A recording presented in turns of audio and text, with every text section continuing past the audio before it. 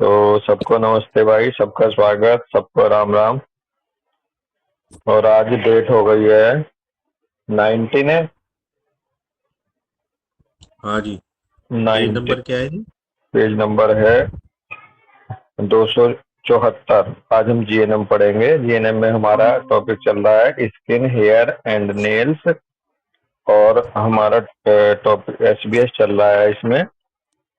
SBS of the epidermis. और SBS of the epidermis का जो हेडिंग है आज चलेगा पेज नंबर 274 पे। वार्ड्स ब्रैकेट में वेरुके कह रहे हैं, प्लेंटर वार्ड्स, कोंडाइलोमा, मोलस्कम कॉन्टेजियसम, ये जी।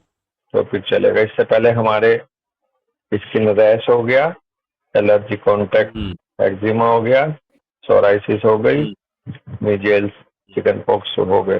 तो आज हम चलेंगे warts, plantar warts, condylomata, molluscum contagiosum. Molluscum contagiosum के बहुत केस आते हैं। हाँ जी। एसबीएस सेम है, SBS of the skin epidermis. और भाई कॉन्फ्लिक्ट भी सेम होगा, सेपरेशन कॉन्फ्लिक्ट, वांटिंग हम्म। और not wanting to have skin contact.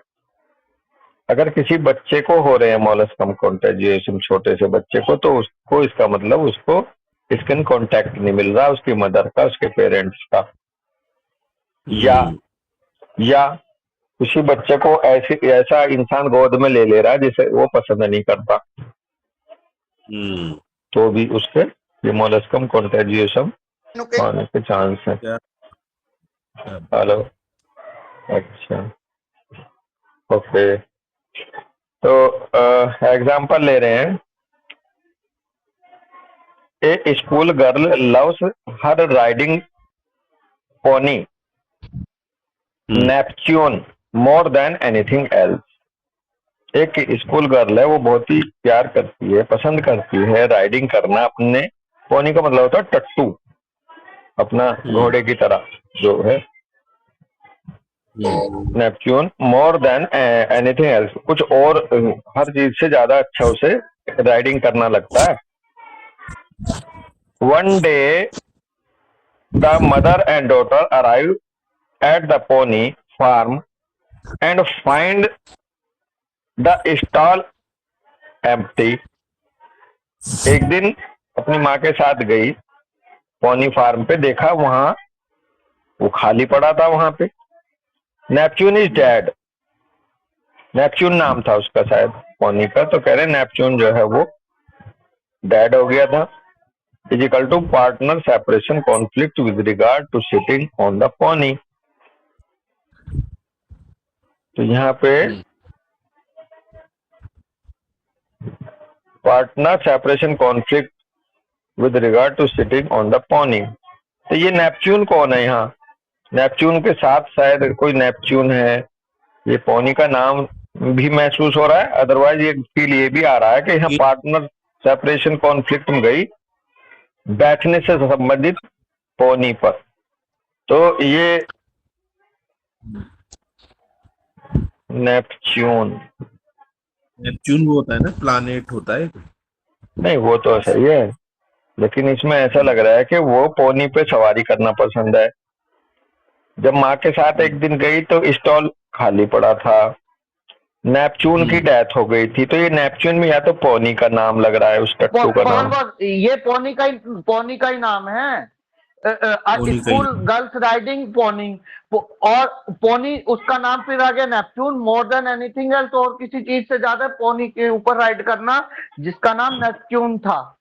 हाँ, हम्म। और ये partner separation conflict with regard to sitting on the pony. तो ये पोनी को हाँ जी, पार्टनर कि की तरह उसके ले रही ऊपर। थी, पार्टनर की तरह ले हाँ रही जी, थी। खेल कूद का दोस्त हो गया ना उसका। पार्टनर का मतलब ये जो भी अच्छा। आपके साथ रह रहा है, जो आपके साथ में है, वो आपका पार्टनर हो गया। अच्छा, दोनों वो राइडिंग उसके करते खेल थे। कूद का पार्टनर हो गया। हाँ जी। Several molluscum contagiosum lesions develop on the right buttock. हाँ। Several molluscum contagiosum right buttock पर आ गए क्योंकि उस वहीं से बैठती थी ना। हाँ, टच वही मिलता था। The pony was perceived as a partner. हाँ, यहाँ बात क्लियर हो गई। ये पोनी को यहाँ पे उसने ऐसा परसीव करा पार्टनर की तरह।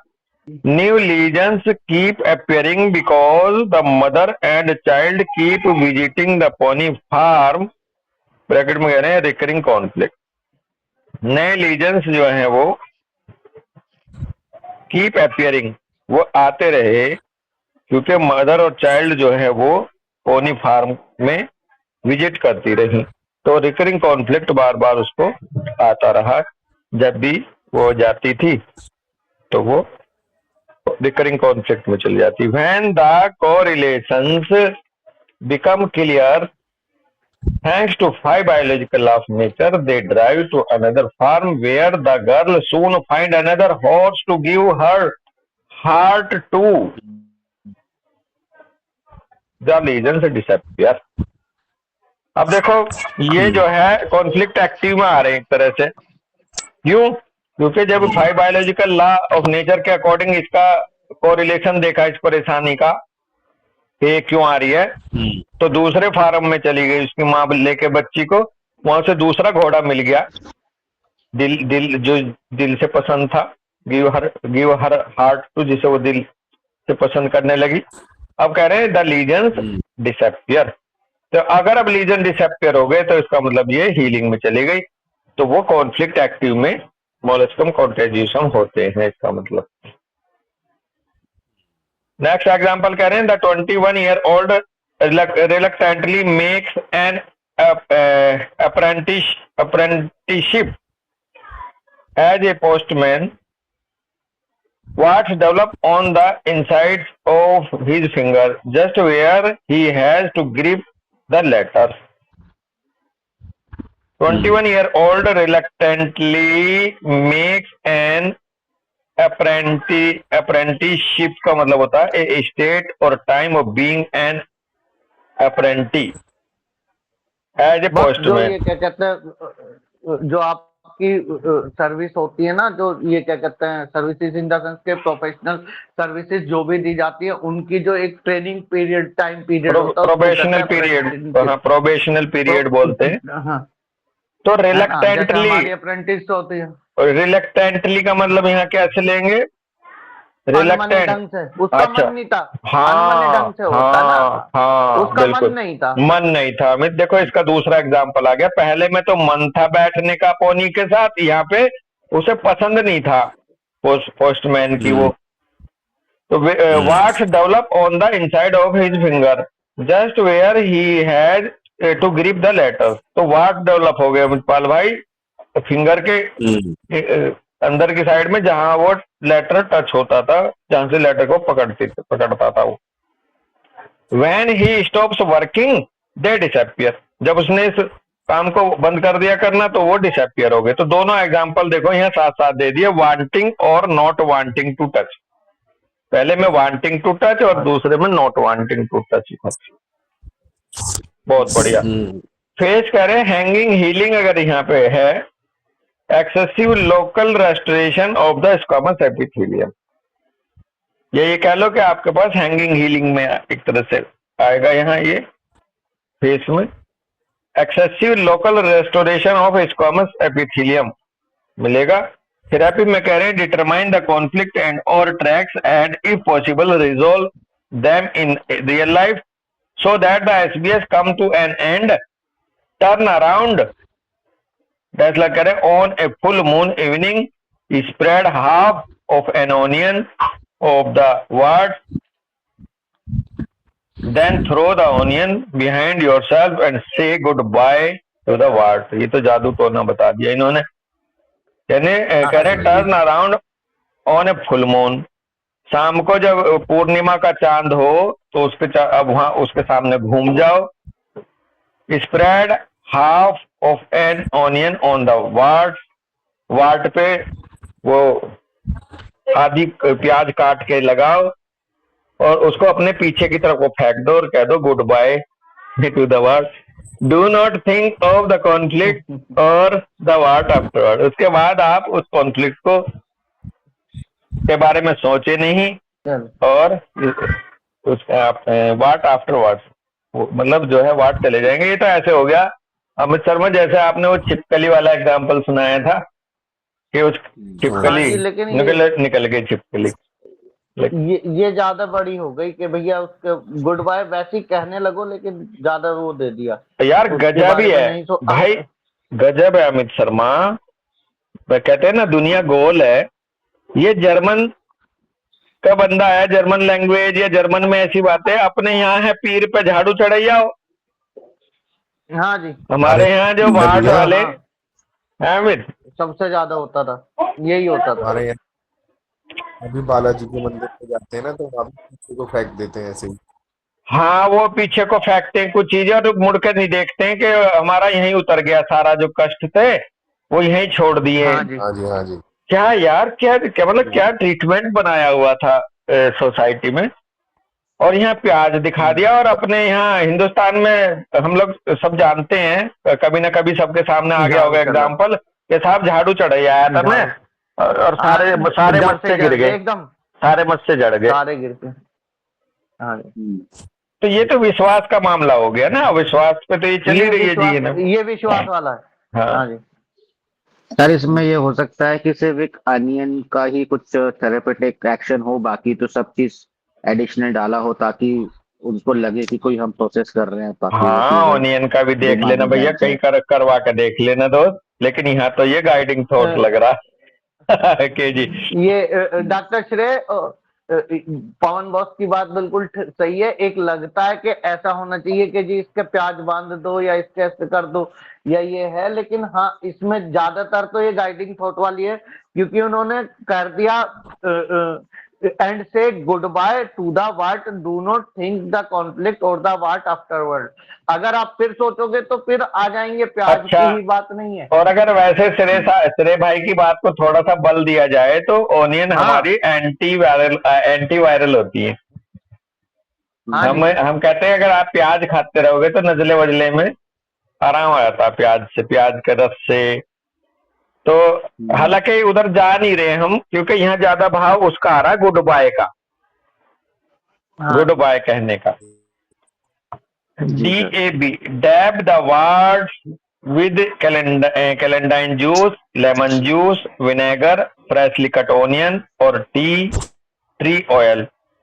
हालांकि कुछ मेडिसिनल भी है मसला यहाँ, क्योंकि यहाँ फिर दोबारा इन्होंने कह दिया कि तो कैलेंडाइन बस जूस, लेमन जूस, विनेगर। प्याज प्याज का एक काम है जो थेरेपेटिकली हम लोग अपनी, जिसको आप कहते हो ना एम्पिरिकल प्रैक्टिस, तो हाँ जैसे किसी का फोड़ा नहीं पकड़ा होता है या किसी को फोड़ा हो रहा होता है और उसमें मुंह नहीं बना होता है, तो तवे पे प्याज गरम करके वो चिप्स बांधते हैं ना, हाँ, तो जी। वो वो उसको सुपुरेट कर देती है, हाँ तो वो एब्सेस में उसको काफी सुपुरेट देखा जाता है। करती है। हाँ ये बात भी सही कह रहे हो यार। तो ऑनियन पे के बारे में पढ़ना डॉक्टर चलो, श्रेय, ऑनियन के जो एक्शन है उसमें निकल आएगा। Allium cepa. हाँ, जी इसलिए सर। मेरे को एंटी इन्फ्लुएंजा की दवा है ना, तो इन्फ्लुएंजा होता है वायरल, और वाट होते हैं वायरल। वाट जो हैं जितने हाँ भी जी, मिलेंगे वायरल आपको वाट। वायरल, तो ये एंटी वायरल की तरह से मुझे लगा। लेमन जूस हो गया, विटामिन सी, कहते हैं ना नींबू खाओ जो नजला नहीं होएगा, आपकी इम्यूनिटी अच्छी होगी सर्दियों में। तो ये कुछ उधर एंटी वायरल टाइप का भी भाव दे रहा था। हिल्डगार्ड ऑफ बेंजन में कह रहे हैं celandine salve, surgical removal is rarely successful because of wart usually come back. जलाना काटना इसलिए गलत है क्योंकि ये वापस आ जाते हैं, एक काटोगे कई जगह आ जाते कई बार। In this case scar remain additionally, और साथ में बचा रहेगा वहां पे स्कार बन जाएगा।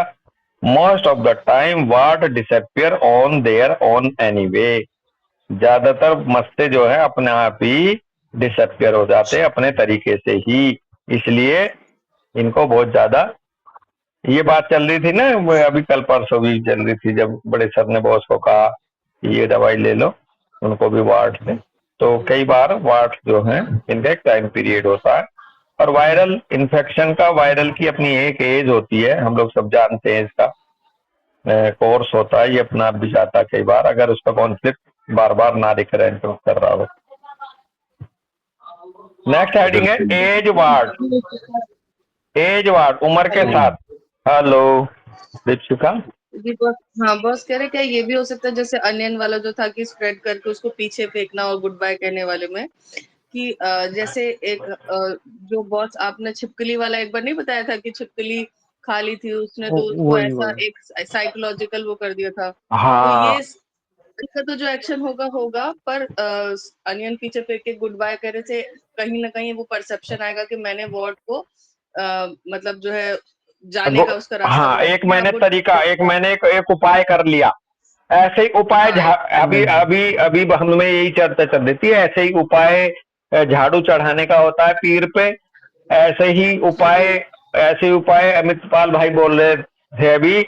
मेहंदीपुर बालाजी अक्सर हम जाते हैं तो वो कहते हैं अगर आप पे कोई ग्रह है, आप पे कुछ है, तो वहां उड़द उड़द वगैरह ले जाते हैं और उसको अपने ऊपर को उतार के पीछे को फेंकते हैं। वहां एक लोकेशन है वहां पे, और कहते हैं आप पीछे को मत देखना, नहीं तो ये आपको ये जो मुसीबत है दोबारा तुम्हारे साथ वापस तुम्हारे साथ चली जाएगी। अगर आप नहीं देखोगे तो ये यही रह जाएगी। ऐसी मान्यता वहां भी है। हम्म तो ये बात हो सकती है, लेकिन पैरेलल डॉक्टर श्रेय का भाव यहाँ ये भी था कि ओनियन का कोई मेडिसिनल प्रॉपर्टी तो ऐसी नहीं है। तो उसको लेके हम आगे बढ़े थे अभी कि ओनियन जो है जी एक जी तरह जी से नजले जुकाम में इन्फ्लुएंजा की मेडिसिन है, तो ये एंटीवायरल है और वार्ट भी वायरल होते हैं। वायरल हाँ मैनिफेस्टेशन है, तो हो सकता है मेडिसिनल प्रॉपर्टी भी इसकी यहाँ काम आती हो। अमित शर्मा भाई ने बोला कि ओनियन जनरली किसी भी चीज को सुपुरेट करने में, पकाने में मदद करती है। तो हो सकता है कि हाँ ओनियन जी उस तरीके से भी यहाँ मदद करती हो। दीपशिखा। हाँ जी हाँ जी ये तो सही हाँ। है। अजय, तो बचपन में किसी को बुखार लगाना होता था तो प्याज ही बांध देता ना बगल में। हाँ, हाँ वो इन्फ्लामेशन कॉज करने हाँ वाली ये भी वो है। है प्रॉपर्टी इसकी। अरे वो पिक्चरों में भी दिखाते हैं, कोई फौजी अगर बॉर्डर हाँ पे नहीं ये जाना भी चाह रहा है। है तो उसने प्याज बांध ली, ऐसे उसे बुखार आ गया, टेम्परेचर आ गया। हाँ जी। ऐसा भी कभी मैंने सुना हाँ था। जी। तो हाँ जी हाँ जी। नाना होता है जी, बगल में डाल दी हमने भी। स्कूल जाने से पहले बचपन में। रात को नहीं नहीं, रात को लगा के आप सोयोगे, सुबह बुखार आ गया, स्कूल की हाँ। छुट्टी और करा ली। सुबह को बुखार हो गया जी, नहीं जाना सुबह की छुट्टी। ओके, जरा बच्चे सुन रहे हैं क्या आपके? बिटिया सुन रही सब सुन। है? चलो, तो बहुत बढ़िया। तो एज वार्ड्स के बारे में है नेक्स्ट हेडिंग है doctor Amit bhai. Age wart है, सिबोरिक केरेटोसिस भी बोलते हैं इसको। और एसबीएस सेम होगा, SBS of the epidermis. Conflict भी सेम होगा, कि सेपरेशन कॉन्फ्लिक्ट होगा, वांटिंग और not wanting to have skin contact.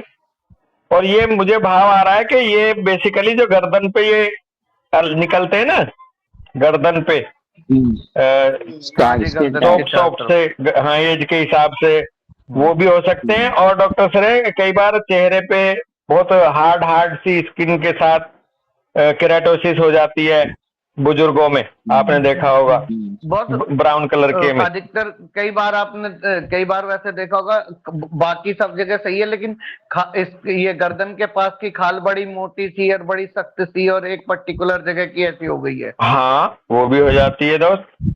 तो इसमें कह रहे हैं फेस होगी। हाँ भैया। नहीं सर, वो स्किन टैग्स हो जाते हैं ना, वो लटकते रहते हैं वो टैग्स। हाँ, और वो हाँ, स्किन वो टैग भी हो। टाइप है। देखो कई कई कई करेक्टर, कई क्वालिटी मिलती है इनकी। एक तो वो स्किन टैग जो आप बोल रहे हो, पेडंकुलेटेड होते हैं, सॉफ्ट रहते हैं, पकड़ते हैं तो चिपक से जाते हैं वो मेरी गर्दन पे भी हैं, दो चार मेरे मरीजों को मैं देखता हूँ वहां भी हैं। और दूसरा होता है कि जो बुजुर्ग होते हैं उनके एक लोकल एरिया में थोड़ी सी गोल चक्कते से इसको जो एपिथीलियल लेयर है वो हार्ड हो जाती है, स्क्वामस एपिथीलियम। और उसे वो ब्राउन कलर के फ्लैट वो बन जाते हैं उभार उभार से। तो उस फ्लैट वार्ट टाइप से का भाव ले लेते हैं, क्योंकि इसमें केराटोसिस दे रहे हैं ना, सिबोरिक केराटोसिस। तो केराटिनाइजेशन केराटोसिस जो है वो hardening of the squamous epithelium ही है। तो कह रहे हैं हैंगिंग हीलिंग में मिलेगा, excessive local restoration of squamous epithelium होगा यहाँ पे। और ये रेस्टोरेशन के दौरान अगर हो रहा है डॉक्टर से, तो इसका मतलब ये हीलिंग कर रहा है, उधर से गार्डनिंग कर रहा है एक तरह से। या फिर जो उसको मजबूती दे रहा है यहाँ तो भाई ये उस टच को, या उस टच को ना फील करूं, उधर उसको एक तरह से बाउंड्री लगा दे रहा है डॉक्टर दीपशिखा कि वो परेशान ना हाँ, करे। ना फील करूं तो मोटा हाँ, कर रहा है। ना मोटा कर रहा है, कई भाव हो सकते हैं उसके होने के। तो रिमार्क कह रहे हैं कि in natural medicine it is thought that the warts come from an age related waning of the body's capacity to eliminate waste, causing them to be given off over the skin in the form of brown warts. Natural medicine में ये सोचा जाता है कि जो ward हैं, ये age related ward जो हैं, ये WANING, waning of the bodies capacity, क्या मतलब है ये है जी? ढलना, एज ढलती है जो है ना, उसको बॉडी की कैपेसिटी जो ढलती अच्छा, बॉडी की जो कैपेसिटी कम होती जाती है, ढलती रहती है एलिमिनेट करने को लेकर के वेस्ट को। जब तक उसमें कैपेसिटी थी, जब तक तो वेस्ट को एलिमिनेट कर दे रही थी। अब चूंकि वो ताकत कमजोर होती जा रही है, तो इस वजह से ये आते हैं और causing them to be given off over the skin in the form of brown warts, और फिर इसको ये छुटकारा पाती है स्किन इससे ब्राउन वार्ड्स के रूप में, ऐसा भाव आ रहा है। अगर WANING, वैनिंग का आपने देखा लिखा हुआ दीपशिखा? बस वेनिंग वही होती है ना, किसी चीज का धीरे धीरे खत्म होना। ओके, जैसे मून के लिए बोलते हैं ना, वैनिंग मून, तो एक एक थोड़ा अच्छा, ढलती, ढलना बोले ना, ढलती उम्र के साथ, ढलती, ढलना, ढलती क्षमता, ढलती हुई क्षमता। तो इसलिए कहते हैं कि साहब इसलिए आ गए वो, क्योंकि अब जो है ना स्किन में, शरीर में इन टॉक्सिन्स को बाहर फेंकने का वो तो रहा नहीं। I think that this could be partly true, but probably in connection with the above conflict. If aesthetically disturbing surgical removal. तो राइटर यहाँ कह रहे हैं कि मैं इसको कुछ हिस्सा मानता हूं कि चलो ये भी सच बात है, परंतु संभवतः इसका कनेक्शन कहीं ना कहीं कॉन्फ्लिक्ट से जरूर होगा डॉक्टर श्रेय। अकेले ये नहीं है कि भाई ये कैपेसिटी बॉडी की कम हो गई है, एलिमिनेट नहीं कर रही वेस्ट को, इतना ही नहीं मानेंगे। हाँ ठीक है, कुछ हिस्सा हो सकता है, लेकिन इसका कनेक्शन कहीं ना कहीं सेपरेशन कॉन्फ्लिक्ट से भी मिलेगा। सर इसमें ऊपर वाले केसेस में तो सर्जिकल रिमूवल कहा कि रेयरली तो सक्सेसफुल होता है, लेकिन नीचे वाले में उन्होंने एडवाइस किया है। हाँ, लेकिन कब किया है? जब कह रहे हैं एस्थेटिकली डिस्टर्बिंग, यदि आपका बिल्कुल रूप का कुरूप ही हो जाए, रूप का कुरूप ही अगर हो जाए, मान लो आपके चेहरे पे या किसी मतलब नाक पे या कहीं ऐसी जगह इतना ज्यादा आ रहा है कि आपके जो है बिल्कुल उसका आपका रूप ही खराब कर दिया, सौंदर्यता भी बिल्कुल खराब कर दी, होते हैं ऐसे वाट हो सकते हैं दोस्त। और वैसे भी चिबोरिक किरेटोसिस बोल रहे हैं ना बाबू, है भाई, एज वाट्स बोल रहे हैं ना डॉक्टर श्रेय, दोनों बात है। हाँ, और अमित भाई देखो कह रहे हैं कि ऐसे मिलते भी है कई बार कि कोई ऐसा मस्का जिसने आपको बिल्कुल ही आपके चेहरे को कुरूप बना दिया, तो फिर मजबूरी है इसको निकालना।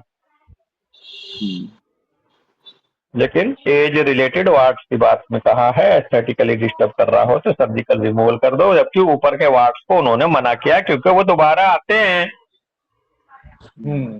कहते हैं ना तुम कटवाना मत इसको, नहीं तो फिर आएगा फिर आएगा फिर आएगा। ओके, नेक्स्ट है Lyme disease, borreliosis. Borreliosis zoom वाले जो टिक खटमल या उसकी वाली होगी। लाइम डिजीज, लाइम का है तो कुछ ऐसे, लेकिन चलो देखते हैं। कह रहे हैं the annular erythema borreliosis is in my opinion a separation conflict in healing phase. ये बेसिकली स्किन पे ना मैक्यूल बन जाते हैं डिस्कलरेशन के। बस इसका ना वो दे रखा ना, a tick borne illness caused by the bacterium Borrelia burgdorferi, मतलब वो जो होती है ना कि खटमल ने काट लिया या हाँ, इसका गूगल से कोई फोटो निकाल के इस पे डाले जरा। वो निकाल दिया बस। अच्छा, मैं देखता हूँ दोस्त, उधर जाके मैं डाल देता। अच्छा हाँ, डाल दिया मितपाल ने। अच्छा, अमित पाल ने तो ये वो डाले अच्छा, हुए अमित हैं, पाल। सिबोरिक नहीं, अब उस अमित पाल भाई ने डाले सिबोरिक। नहीं, मैंने हाँ, आप मैंने डालो, लाइम डिजीज का आप वैसे वो डाल दिया। बिल्कुल आप डालो, ये बिल्कुल बिल्कुल यही है। हाँ, ये एक्चुअल में श्रेय श्रेय ने भी डाल दिया। आपने तो खैर लिंक डाला है हाँ, दोस्त, लेकिन श्रेय ने फोटो डाल दिया। तो बेसिकली ये लाइम डिजीज है। ये ऐसा लग रहा है जैसे सबक्यूटेनियस हेमरेज हेमरेज सा हो गया हो। ओके, तो द एनुलर एरिथीमा, एरिथीमा नाम दे भी तो रहते हैं, हम सब देर से समझे। एरिथीमा इन्होंने यहाँ दिया हुआ है नाम। और एरिथीमा जो है वो एनुलर, गोल गोल करके ये है। ये separation conflict in healing phase का भाव दे रहे हैं यहाँ हेमर साहब। कह रहे हैं the joint and nervous symptoms are mistakingly assigned a tick bite. Joint and nervous symptoms are mistakenly assigned a tick bite. The red swelling is a sign of healing. The helical bacteria, spirochetes, are organic catalysts that bring or cause the dormant phase of healing in motion. देखो इस bacteria का यहाँ फायदा बता के चल रहे हैं। पहले तो ये कह रहे हैं the joint and nervous symptoms are mistakenly assigned a tick bite. Joint को, नर्वस सिस्टम को गलती से त्रुटिपूर्ण तरीके से मान लिया जाता है। ये टिक बाइट के साथ एक तरह से भ्रम हो जाता होगा, कंफ्यूजन हो जाता होगा। कह रहे हैं ये जो रेड स्वेलिंग है ये साइन ऑफ हीलिंग है। ठीक है, ये जो हेलिकल बैक्टीरिया स्पाइरोकीट है ये ऑर्गेनिक कैटलिस्ट का काम करता है। और ये जो dormant phase of healing in motion है, sorry, dormant phase of healing है उसको मोशन में ला देता है, एक्टिवेट कर देता है, हीलिंग को बढ़ा देता है। I observe a patient with a typical ring shaped reddening of the skin of the shoulder following a very small tick bite. कह रहे मैंने ऑब्जर्व किया एक ऐसे पेशेंट को, टिपिकल रिंग शेप्ड रेडनिंग मैंने देखी किसी पेशेंट पे शोल्डर पे, जो बहुत ही वेरी स्मॉल टिक बाइट के बाद आई। Okay, 3 weeks later, just as described in conventional medicine, massive bone pains set in, emerging from the very spot where she had been bitten and spreading over her whole body. 3 सप्ताह बाद, जैसा कि conventional medicine describe की, ऊपर के joint और nervous system का वो आवाज आता है, यहाँ असाइन कर लेते हैं, मान लेते हैं। कह रहे मैसिव बोन पेन हुआ, emerging from the very spot where she had been bitten and spreading, और वो वहीं उसी स्पॉट से हुआ जहां वो काटा था और फिर पूरी बॉडी पर फैल गया। The patient was not afraid of ticks और इन्फेक्शन, ब्रैकेट में कह रहे हैं in other words no fear conflict. Patient जो है वो उसे कोई डर वर नहीं था टिक्स से या इन्फेक्शन से, तो वहां कोई फियर कॉन्फ्लिक्ट तो था नहीं। The interesting thing is that just before that she had made a huge step forward in the concern of her self worth। Interesting बात चीज ये थी कि इसके आने से जस्ट पहले एक ह्यूज स्टेप की तरफ बढ़ी थी, जो कंसर्न था उसके सेल्फ वर्थ से रिलेटेड। सेल्फ वर्थ से रिलेटेड था तो बोन आई गई Amit Sharma. This involved her elderly father, who for the first time had opened up हाँ जी। to her। और ये शामिल था उसके एल्डरली फादर से, जो पहली बार had opened up to her, यानी कि वो उस पे वो गुस्सा हुआ, ऐसा लग रहा है उसको। The patient healed her borreliosis with natural remedies, bracket में टीशल और oregano, anise, argemony, but for the first 2 weeks she required painkillers. वो हील तो हो गई नेचुरल रेमेडी से, लेकिन पहले 2 हफ्ते तक उसे पेन किलर की, एंटी रूमेटिक की जरूरत पड़ी। तो ऐसा लग रहा है कि उनके जो एल्डरली फादर थे, who for the first time had opened up, यानी कि उसने उसको सुना दिया होगा। पहली बार ऐसा हुआ कि उसके या है बस ना?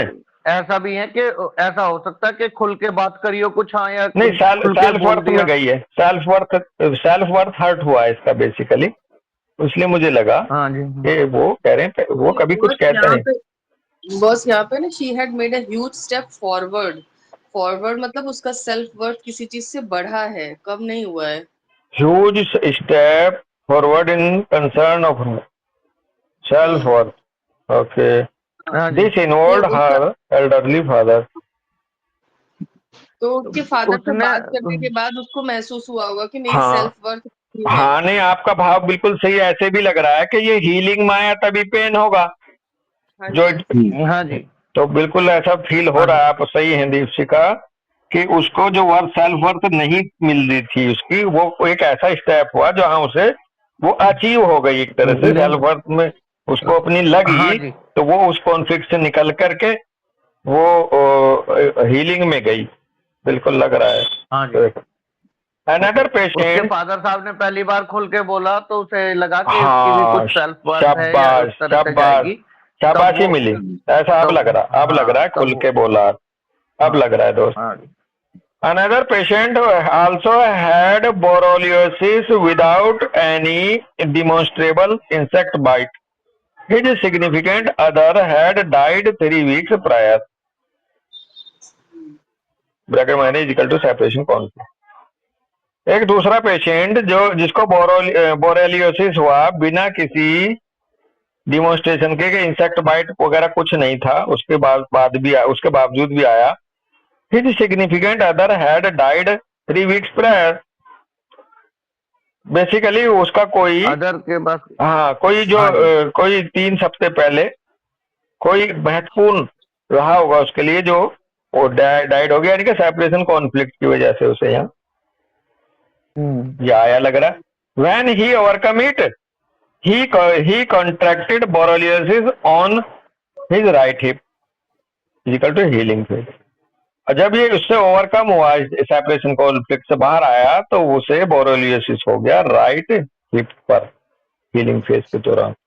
One question that plagues me is, एक क्वेश्चन जो है जो मुझे परेशान कर रहा है एक तरह से, ऐसा कुछ है। Why is there no direct proof of Borrelia in those affected? Plague का मतलब जिससे मैं सफर कर रहा हूँ, प्लेग का ऐसे बहुत परेशान करती है कोई चीज तो उसे प्लेग भी बोल देते हैं। अरे क्वेश्चन ने मुझे परेशान करके रखा हुआ है, राइटर कह रहे हैं कि क्यों डायरेक्ट प्रूफ नहीं मिला बोरेलिया का उन अफेक्टेड केसेस में। Many homeopaths believe that borreliosis is a result of vaccination, bracket में कह रहे हैं vaccine damage. This raises another question. चलो भाई, अपना भी नाम आ गया यहाँ जीएनएम में होम्योपैथ को लेकर कह रहे हैं कि बहुत सारे होम्योपैथों का ये मानना है, जिक्र करते हैं कि बोरेलियोसिस का जो है रिजल्ट ऑफ वैक्सीनेशन के बाद अक्सर आता है, यानी कि वैक्सीन डैमेज जिसको बताते हैं। ये दिस रेजेस अनदर क्वेश्चन, ये भी दूसरा सवाल खड़ा करता है, उठाता है। If one was vaccinated before the onset of symptoms, were antibiotics और अदर सीरियस ड्रग्स एडमिनिस्टर्ड? तो फिर एक सवाल है कि यदि किसी को वैक्सीनेट कर दिया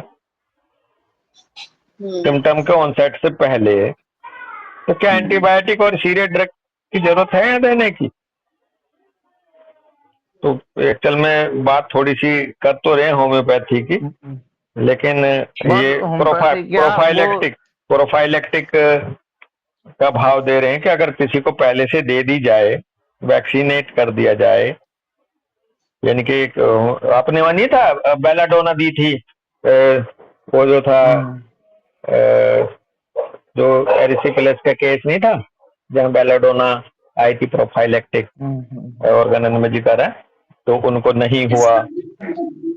बस इससे इसमें ज्यादा ये चल रहा है कि क्या कहते हैं, कहने की मेरी बात समझिएगा, इसमें ज्यादातर ये चल रहा है, वो कॉज तो यही कह रहे हैं कि भाई ब्रूसेला वायरस या टिक्स की वजह से हो रहा है, लेकिन कोई डायरेक्ट प्रूफ नहीं है, पहली बात। हाँ। दूसरी बात, कोई किसी चीज को कह देता कि जी ये वैक्सीन की वजह से होता है, अगर वैक्सीन की वजह से हुआ था तो सबको क्यों नहीं हुआ? और अगर आपने इससे पहले ही वैक्सीनेटेड, वो क्या कहते हैं, if was one vaccinated before the onset of symptom one, तो इसमें ये नहीं अभी समझ में आया कि हाँ। अदर सीरियस ड्रग से क्या नहीं, भाई, मतलब अगर ये अगर उससे पहले ही वैक्सीनेट कर वैक्सीनेट दिया कर देता तो इनकी क्या जरूरत है एंटीबायोटिक्स की? तो फिर हाँ जी, हाँ, तो कुल मिला के हाँ ये है, लबोलवाब ये है कि भाई ये ये कॉन्फ्लिक्ट रिलेटेड ही है। कॉन्फ्लिक्ट है। हाँ जी, कॉन्फ्लिक्ट रिलेटेड ही जैसे है। बॉस जो इसकी पिक्चर है उसको देख के ये जो रिंग लाइक कैरेक्टरिस्टिक अपीयरेंस है, ये सीपिया की जैसी यही होगी। बस मैं यही कहने वाला था, मैं उस समय रुक गया, हाँ आपने यहाँ बोल हाँ दिया। जी, अक्सर अब जॉइंट भी तो हाँ जी, बोला ना बेटा, हाँ इन्फ्लामेशन जी, एट हाँ जी। जॉइंट है, हाँ। तो वहां से सीपिया चल रही थी दिमाग में मेरे। Self worth. हाँ, सेल्फ वर्थ भी है, इन्फ्लामेशन या अल्सर एट जॉइंट, जॉइंट पे काम करती है सीपिया कि कोई भी ऐसी, और रिंग लाइक अपीयरेंस जो है वो है ही सीपिया के इरप्शंस का।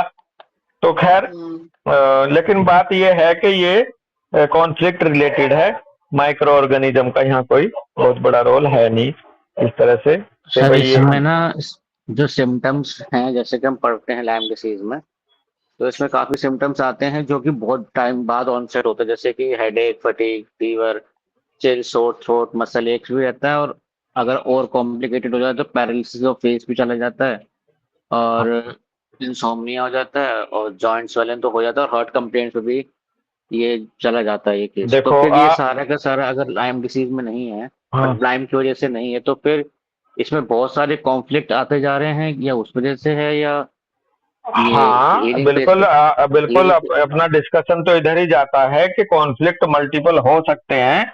एक बात बिल्कुल बहुत ही सही पकड़ी आपने कि अगर अलग अलग आ रहे हैं, पैल्पिटेशन है, एंजाइटी वगैरह सब आ रहे हैं, तो कॉन्फ्लिक्ट तो अलग अलग हो ही गई। एक बात, दूसरी बात, अभी आपकी बात कितनी अच्छी यहाँ मजबूती से निकल के आ रही है कि यहाँ दो जगह अफेक्ट आता है, नर्व्स पे और दूसरा क्या था, जॉइंट्स पे। जॉइंट्स पे जी। तो आपने अभी बताया कि एक तो इन्फ्लेमेशन आ गया, कई दिन बाद हेडेक हाँ वगैरह, बोन पेन, और भाई पैरालिसिस तक भी हो गया, क्योंकि नर्व इन्वॉल्व होती है इस डिजीज में। जी सर। तो इस तरह से भी मिल रहा, और बिल्कुल जो आपका बस गहराई से सोचना वो ये है कि कई सारे अलग अलग एसबीएस या वो हो सकते हैं। अमित शर्मा क्या कह रहे हैं? मतलब वही डॉक्टर श्रेय वाली बात को ही आगे करेंगे ना भाई, किसी का तो थोड़े से होके कॉन्फ्लिक्ट होके निकल गया तो वो ठीक हो गया। अब हमने उस कॉन्फ्लिक्ट को निकलने ही नहीं दिया, तो अंदर अंदर एक के बाद दूसरी, दूसरी के बाद तीसरी चीजें अफेक्टेड होती चली जाएंगी ना, कॉन्फ्लिक्ट दूसरे आने लगेंगे। एक तो मेरे को गुस्सा चल ही रहा था, अब नर्व आ गई तो हेल्पलेसनेस फीलिंग भी तो आ जाएगी उसको, हाँ, वो कुछ बोल मतलब नहीं पा रहा मल्टीपल आ दूसरे की सकते वजह से, हैं, तो उसका टॉन्सिल भी गया, मल्टीपल आ सकते हैं बिल्कुल।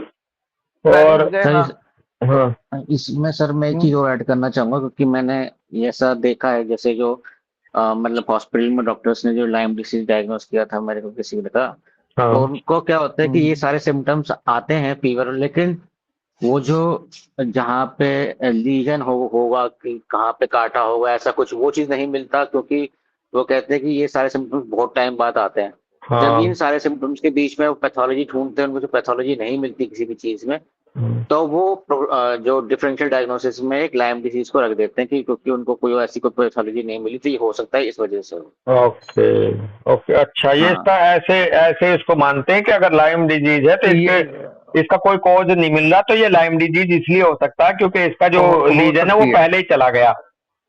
हाँ, क्योंकि लाइम हाँ जी। डिसीज की काटने के बाद मतलब ये कहा जाता है कि ऑनसेट बहुत टाइम बाद आ रहा है ना ये, और ये जो इतने भी जैसे कि फटीग आ गया, मलेज हो गया, या अर्थराइटिस तक पहुंच जाता है वो, तो फिर हाँ, वो सब चीज तो बहुत टाइम बाद डेवलप होता है। वो हाँ, एकदम डेवलप तो होगा भी नहीं, अगर ये लाइम डिसीज अगर हम ये मान के चलें कि इसके काटने से हुआ है, तो हाँ, वो तो लीजन भी। डॉक्टर श्रेय। हाँ हम्म। सर बोलिए। नहीं नहीं, बेसिकली इसको ना हम इन चीजों को इसीलिए इसीलिए भैया या बाकी लोग कई बार इसीलिए हम लोग ले लेते हैं इरप्शन सप्रेस्ड एलिमेंट फ्रॉम से, है ना, क्योंकि हम्म, हाँ, रूब्रिक आ जाएगा अपना वो ये। हमें दिखाई दिए या नहीं दिखाई दिए, और उसके ये सारे के सारे इसीलिए कई दिन बाद फिर वो लेटेंट सो रहा होके फिर बाद में फिर निकल के आता है। अच्छा, और पता है सर, एक टर्म आ रही है आजकल जो इनकी जी समझ में सर। नहीं आता है इस तरह का, तो इसे बोल देते हैं फाइब्रोमाइल्जिया हो गया, इसको फाइब्रोमाइल्जिया। फाइब्रो, इटियोलॉजी अननोन हाँ, करके। अननोन इटियोलॉजी की तरह से फिर एक टर्म आ जाती है इसको, शायद वो फाइब्रोमाइल्जिया ही है जो टर्म है, जो इनकी नई हाँ जी, जोड़ों का जो इनका जिसका कॉज हाँ नहीं समझ में आता, तो ये उस थकान को, उसे बल्कि कोई सिंड्रोम का भी नाम दे देते हैं कई बार, फटीग फटीग सिंड्रोम वगैरह जो है, लेकिन फाइब्रोमाइल्जिया जरूर बोल देते हैं। और ये फाइब्रोमाइल्जिया लग रहा है लाइम डिजीज की जो सिम्टम्स का रिप्रेजेंटेशन है कि सर दर्द है, इसमें सर बुखार वो है। ये दो चीजों में डाल देते हैं कि अगर ये चीज हो रही है तो ठीक है, नहीं तो ये फिर कैट स्क्रैच फीवर में भी डाल देते हैं कि अगर ये कैट स्क्रैच डिसीज होती है ये भी हो सकता है, या फिर हाँ, लाइम डिसीज होती है, क्योंकि उनको हाँ, कोई प्रोबेबल कॉज नहीं मिलते हैं। कॉज नहीं मिला तो फिर ये एक वेग टर्म में डाल देते हैं। कहने का भाव आपका ये है, जो इन्होंने एक अस्पष्ट सी वो बना रखी है टर्म, कि ये वो हो सकता है। हाँ जी, चलो ठीक है भाई, यहीं रुकते हैं दोस्त। सबको ठीक है नमस्ते, भाई। सबको राम राम राम दोस्त। राम नमस्ते राम सर। राम राम राम। राम।